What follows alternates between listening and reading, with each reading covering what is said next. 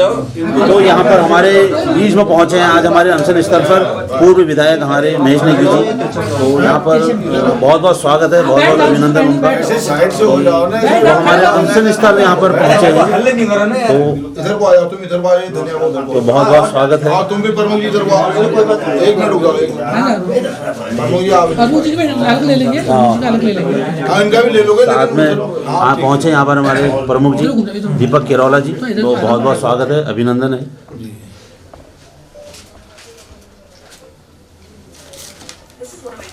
आज हमारे बीच में यहाँ पर पहुँचे हुए हैं अनशन स्थल पर पूर्व विधायक द्वारहाट महेश नेगी जी, जो बीजेपी से जो है बिलोंग रखते हैं। महेश नेगी जी, आज आप यहाँ पर आए हैं, तो आप यहाँ पर किन मुद्दों को लेकर आए हैं? मुद्दे तो क्षेत्र के हैं, लेकिन क्षेत्रीय लोगों ने जो मैंने अभी देखा, आप लोगों की जो मांगे थी बड़ी जेन्युइन और बहुत छोटी छोटी मांगे हैं, बहुत छोटी मांगे हैं। कि बीच में अगर एक जेन्युइन सी चीज़ बताऊं मैं, एक रोड पहले से बनी हुई है, उस रोड में 20 किलोमीटर उधर भी डामर है, 20 किलोमीटर इधर भी डामर है, बीच में 1.5 किलोमीटर क्यों छोड़ दिया गया? तो ये क्वेश्चन है। और वही इतना बुरा हो गया है जहाँ पर छोड़ दिया गया है, बड़े सबसे ज़्यादा थोड़ी हल्की सी वहाँ पर चढ़ाई होने की वजह से जैसे भी बरसात होती है वैसे ही उस क्षेत्र का पूरा ट्रैफिक जाम हो जाता है। उसकी वजह से उधर से कोई गाड़ियाँ गुजरती नहीं है। और ये जब मैं विधायक था तब से ही है, मैं अपने टाइम की बातों को छुपाने के काम नहीं कर रहा हूँ। इसमें मेरे द्वारा चिट्ठियाँ बनाई गई थी, मेरे द्वारा कराया गया था। मेरे जब कोरोना आ गया था, कोरोना के बाद चलो हम कहते हैं कोरोना आ गया था, तो फिर उसके बाद ये समस्याएं आई थी, उसके बाद की समस्या है। तो हमारा सारा पैसा उस समय मेडिकल में लग गया था इधर उधर, लेकिन सरकार ने उसको भरवाने के लिए उसी समय से चिट्ठियाँ चल रही हैं, आज तक उसमें चिट्ठियाँ चल रही हैं। छोटा सा पैच था वो भरने के काम, बहुत छोटे छोटे काम इनके हैं।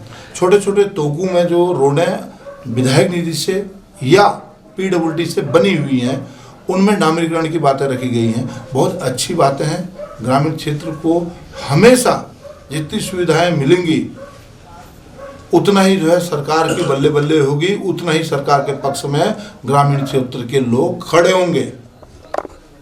तो ये चीज़ें होनी बहुत नितांत आवश्यक हैं। पानी की बातें हैं, छोटी सी बातें हैं, रोडों की बातें हैं। बहुत देखो, बिजली के तार चल रहे हैं गांव में, लॉबिंग करने की बात है, लॉबिंग। खाली जो पेड़ है, पेड़ के तने काटने की बातें चल रही हैं। तो ये छोटी छोटी बातें रख के भी अगर लोगों को धरने प्रदर्शन में बैठना पड़ रहा है, तो निश्चित तौर पर ये हमारे लिए भी, सरकार के लिए भी, क्षेत्र के लिए भी, क्षेत्र के गणमान्य लोग जो चुन के पटल पर बैठे हुए हैं उनके लिए भी बहुत शर्मनाक बात है।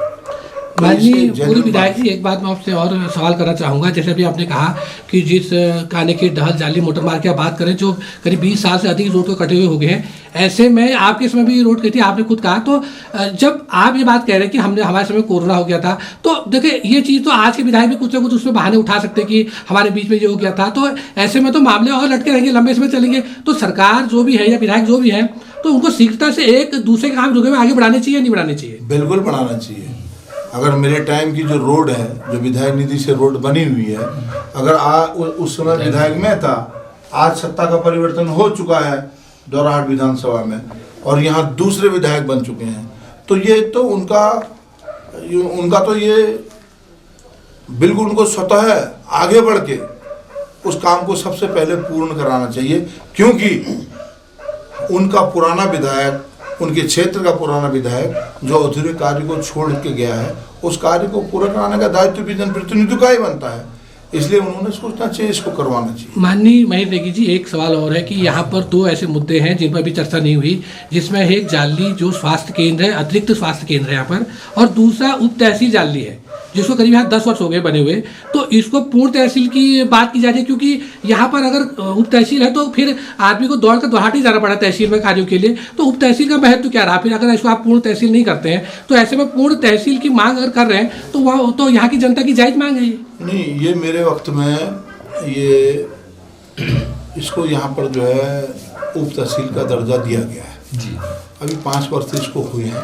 माननीय हरीश रावत जी के जो मुख्यमंत्री थे उस समय इसकी घोषणा हुई थी, और शायद शिलान्यास भी उस समय हो चुका था इसका। लेकिन उस समय यहाँ बैठा कुछ नहीं था। मैंने अपने टाइम पे यहाँ पर इनको बैठाने का कार्य किया। उस समय से ये तहसील जो है जो कार्य यहाँ पर शुरू होना हुआ मेरे टाइम से ही शुरू हुआ। चलो आगे पीछे कोई दिक्कत वाली बात नहीं हुआ है, लेकिन ये अभी जो आप कह रहे हैं इसको पूर्ण दर्जा मिलना चाहिए।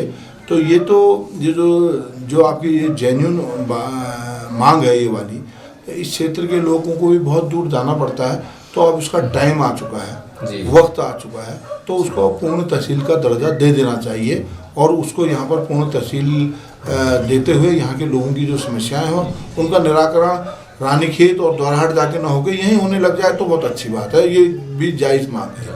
और एक स्वास्थ्य जो केंद्र है यहाँ पर, अतिरिक्त स्वास्थ्य प्राथमिक जो स्वास्थ्य केंद्र है वो अतिरिक्त है, तो यहाँ पर मात्र एक जो है MBBS डॉक्टर बैठते हैं। लेकिन जब डॉक्टर बैठते हैं तो मात्र डॉक्टर अगर मान ले एक सिंपल सी दवाई देने के लिए अगर आपने बैठा रखा है, कोई टेस्ट यहाँ पर नहीं होते, तो फिर अस्पताल कैसे चलेगा आप बताइए।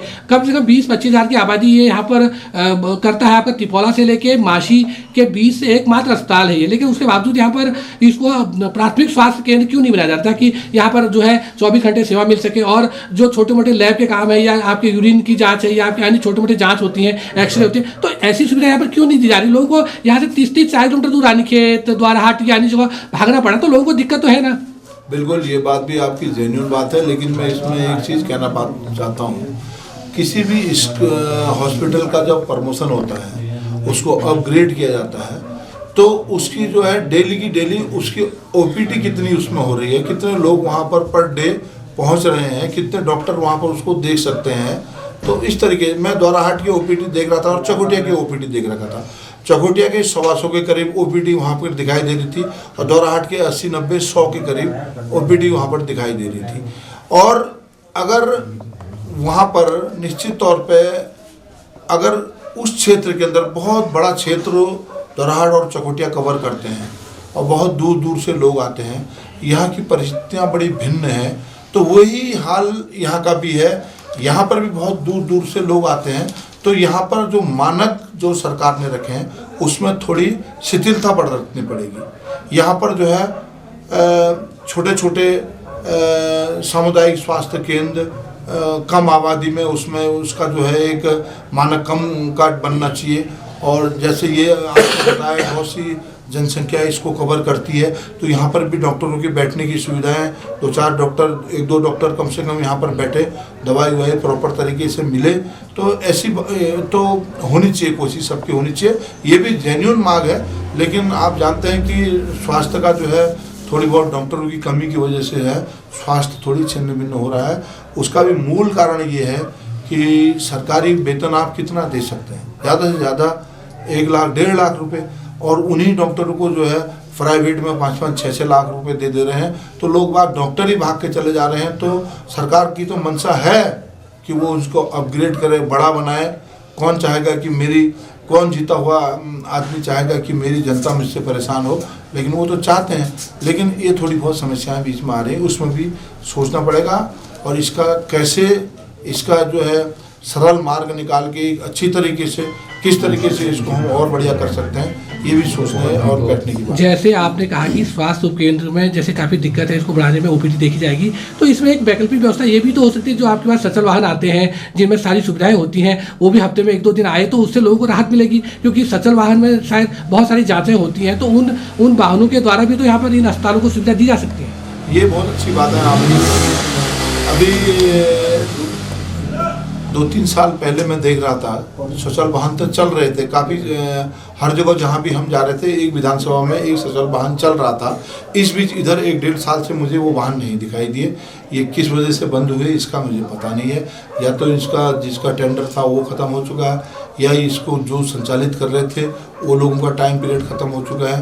ये कुछ समस्याएँ रही होंगी, उसका रिन्यूअल करवा के दोबारा से उसके रिटेंडर होके ये कार्यक्रम ये वाला जो है ये अच्छा आपका सुझाव है। तो सर एक इसमें और सवाल है, क्योंकि यहाँ पर मात्र एक डॉक्टर बैठता है, तो जैसे कि हमारे पहाड़ी क्षेत्रों में अधिकतर महिलाएं हैं और महिलाओं की समस्याएं ज़्यादा है, तो कम से कम महिला विशेषज्ञ डॉक्टर यहाँ पर होनी चाहिए अस्पतालों में, जिससे कि यहाँ पर अधिक इलाज मिल सके, क्योंकि ज़्यादातर महिलाएं हैं गाँव में। नहीं, आपका कहना बहुत अच्छी बात है, महिलाओं के लिए डॉक्टर महिला ही चाहिए। तो ये सरकार की बहुत प्रयत्न करने के बाद भी, पूरे हिंदुस्तान के अंदर में ऐड निकालने के बाद भी, पूरे हिंदुस्तान के अंदर में पता जब मैं विधायक था तो साउथ से भी हम लोगों ने जो है हॉस्पिटलों में यहाँ डॉक्टर लाने के लिए साउथ से भी लोगों को बुलाने का काम किया, वहाँ के डॉक्टरों को भी बुलाया, उनको अच्छा पैकेज देने का काम किया। अब ये पहाड़ों की हमारी परिस्थितियाँ ऐसी हो जाती हैं कि डॉक्टर लोग भी सोचते हैं कि भाई हमारा तो दोराहाट चकोटिया तो ये तो हम इसको अच्छा क्षेत्र मानते हैं, बहुत से ऐसे इंटीरियर क्षेत्र हो जाते हैं, बहुत दूर दूर के क्षेत्र हो जाते हैं, तो वो डॉक्टर भी यहाँ से नौकरी छोड़ के चले जा रहे हैं। कुछ लोग हायर एजुकेशन के लिए जो है वो यहाँ से बाहर चले जा रहे हैं, उनका टाइम पीरियड ख़त्म हो जा रहा है। एक जो टाइम जो उत्तराखंड सरकार में जो उत्तराखंड के लोगों को यहाँ MBBS करने के लिए, डॉक्टरी करने के लिए जो फैसिलिटी सरकार की तरफ से जो मानक जो छूट जो दी जाती है, तो वो छूट का एक पीरियड रखा जाता है कि इतने पीरियड तक आपको यहाँ जॉब करना पड़ेगा। तो वो जैसे ही उनका टाइम खत्म हो रहा है वो लोग भी यहाँ से भागने का काम कर रहे हैं। इसमें एक बार सरकार को फिर से दोबारा से बैठ के इनको कैसे अच्छी तरह से और सुचारू रूप से इनको अच्छे पैकेज दिए जाएँ, अच्छी तरह से इनको फैसिलिटी दिए जाए। डॉक्टर है, एक डॉक्टर जब आता है तो उसको आप एक अच्छे ऑफिसर की तो आप उसको रैंक देते ही देते हैं, साथ साथ में उसको वैसी सुविधा भी मिलनी चाहिए।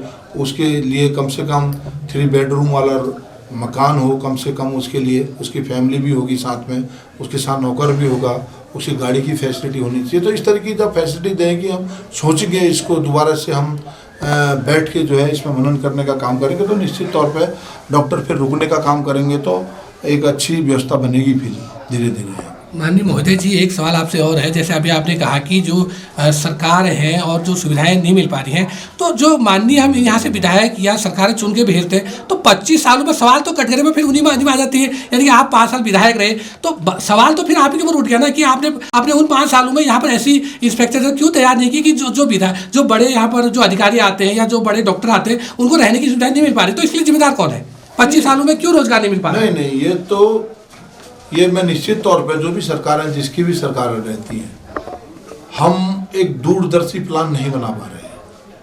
हमारे उत्तराखंड में एक सिस्टम है, 5 साल एक सरकार, 5 साल एक सरकार, अभी तक का यही खेल चलते आया है। दोबारा से रिपीट पहली बार जो है बीजेपी सरकार हुई है।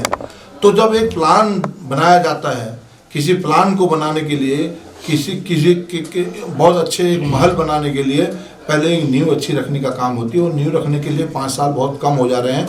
तो जो नेक्स्ट सरकार आ रही है वो कुछ न कुछ उसमें छिन्न भिन्न करने का काम कर दे रही, जिससे कि प्रॉपर तरीके से स्ट्रेटजी बन नहीं पा रही है। हम चाहेंगे कि फिर से अगर भारतीय जनता पार्टी दोबारा रिपीट करती है तो निश्चित तौर पे 10 साल के अंदर में जो इन्होंने अपने होमवर्क करने के बाद पहली सीढ़ी, दूसरी सीढ़ी रखने का काम किया है, तो तीसरी सीढ़ी में निश्चित तौर पर काम हो जाएंगे। माननीय पूर्व विधायक महेश नेगी जी, आपने जान लिया ऑनलाइन से बात की, इसके लिए आपको बहुत बहुत धन्यवाद। बहुत बहुत धन्यवाद।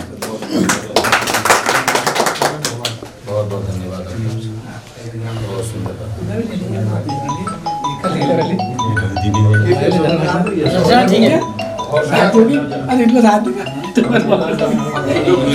इसको भगा के